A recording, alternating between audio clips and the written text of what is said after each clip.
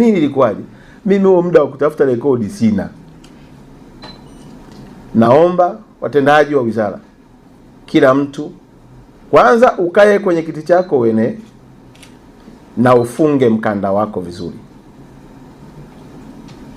Hili ndilo ambalo limechangia kunifikisha hapa. Tabia yangu inajulikana. Aidha wanaweza kukujuza watu kwa matakwa wanaotaka, lakini kwangu mimi tabia yangu mimi sio unafiki. Sina tabia ya kukuchekea wakati moyoni imekununia. Sina tabia ya kukununia wakati moyoni na kuchekea. Furaha yangu utaiona na hasira yangu utaiona.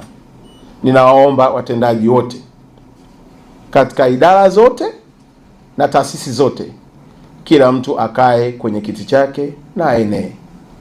Nilikuwa natafakari hapa wakati wa utambulisho, nikamwona kijana mahiri kabisa anatambulishwa, ndio mkuu wa mambo ya utamaduni. Kaa kwenye kiti chako uenee.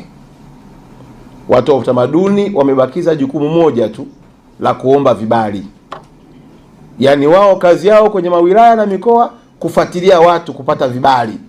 Yaani vile vibali vile wanafuatilia zile hela. Hakuna kazi nyingine inayofanyika. Na tunalipwa mshahara na serikali imetutawanya nchi nzima.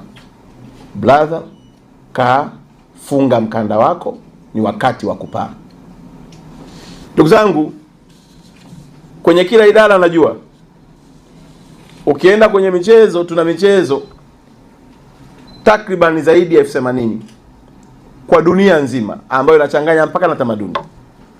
Lakini ukienda kwenye michezo inayotambulika na kurasimishwa na ina mashirikisho ni zaidi ya michezo 20,000. Hapa Tanzania michezo yetu haizidi 10. Tena mpira wa miguu ndio unaongoza, mingine na suasua. Ukienda hata kwenye basket mpaka tumemwachia kijana mmoja Musa, yeye ndio anahangaika peke yake kama ndio wa michezo.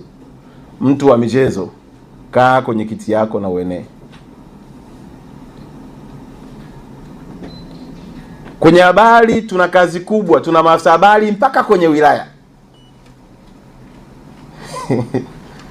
Ninafika mahala wa Tanzania wanaenda kulalamika kwa wanahabari huko mtaani. Wanahabari wanaamua kuripoti kero ya wananchi iliyotokea kwenye halmashauri zetu, kwenye wilaya zetu.